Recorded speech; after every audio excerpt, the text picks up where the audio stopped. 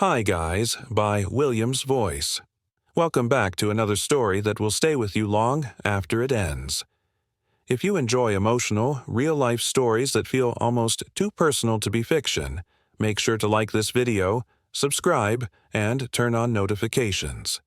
Your support keeps these stories alive. Today's story is about a love that began too early and nearly destroyed the person who gave everything to it. Her name was Emily.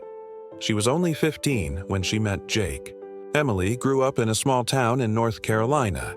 She was the kind of girl who wrote in journals, read books about distant cities, and dreamed of falling in love like in the movies. Her parents were strict but loving. They always said, "Emily, you have a bright future. Don't rush into things." But no warning feels real until it's too late. Jake was 17. A senior, confident, loud.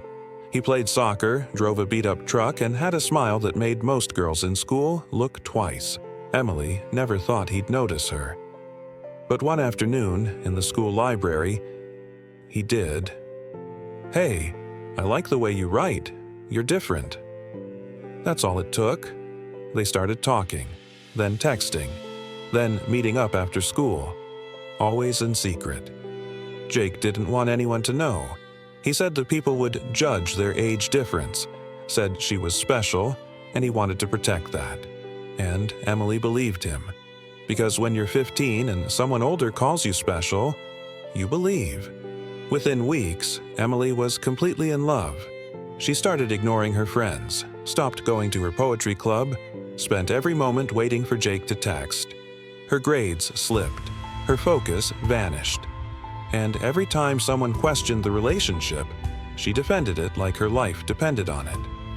"You just don't understand him. He loves me. I know he does." But love, real love, doesn't hide. Jake never introduced her to his friends. He didn't walk with her in public, and if she posted a photo of them, he'd make her delete it. "People are jealous," he'd say. "Let's keep what we have just between us." And slowly, Emily's world shrank from friends, school, and family to just Jake. She lived for his attention, feared his silence, and mistook control for care. At 16, Emily lost her virginity to him, not because she was ready, but because she was scared to lose him if she didn't. He said all the right things. "I love you. You're mine. No one else will ever love you like I do." And she held on to those words like lifelines. But the affection started changing. He got angry more often, jealous over nothing. Sometimes he'd yell at her for wearing makeup, other times for not texting fast enough. Once he grabbed her arm during a fight. Tight, hard, left a bruise. He cried after, said he didn't mean it, brought flowers, promised he'd change, and Emily forgave him. Because that's what love does, right? Wrong. By 17, Emily had no idea who she was anymore. She didn't laugh the same, didn't look people in the eyes. She lived in a constant state of fear. Fear of losing him, fear of making him mad, fear of being alone. And then college happened. She got accepted into a university 3 hours away. It was her dream. Creative writing, campus life, a fresh start. Jake's reaction: "If you leave, we're done." She begged him to support her, tried to explain how important it was, but he looked her dead in the eyes and said, "If you loved me, you wouldn't go." So, she didn't go. She stayed.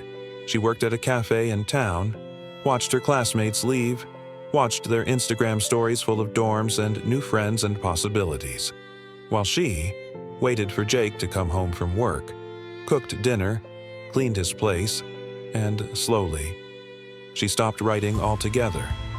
The breaking point came on a Friday night. Jake didn't answer her calls, didn't come home. At 2 a.m., she saw a picture online. Jake, drunk, at a party, kissing another girl. Emily's world collapsed. When she confronted him, he didn't even lie. He laughed.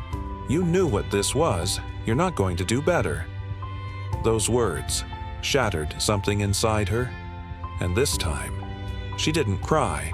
She packed her things, called her parents, and left. The weeks after were hard. So hard. She cried every night, started therapy, went back to writing, slowly, painfully. And for the first time in years, she started living for herself. Today, Emily is 24. She never went back to Jake, never stalked him online, never answered his texts. She now runs a blog that helps teenage girls recognize emotional abuse. She visits schools, shares her story, and teaches them what she wishes someone had taught her. Real love doesn't isolate you. Real love never makes you shrink. Real love never hurts your soul. When someone asks her if she regrets it all, she says, "I don't regret loving. I regret not knowing how to love myself first." By William's voice, this was the story of Emily, of a girl who loved too early and nearly lost herself in the process. If you felt something while listening to this story, please like this video, subscribe, and share it with someone who needs to hear this. And always remember, love should never silence your voice, never shrink your dreams, and never make you forget who you are.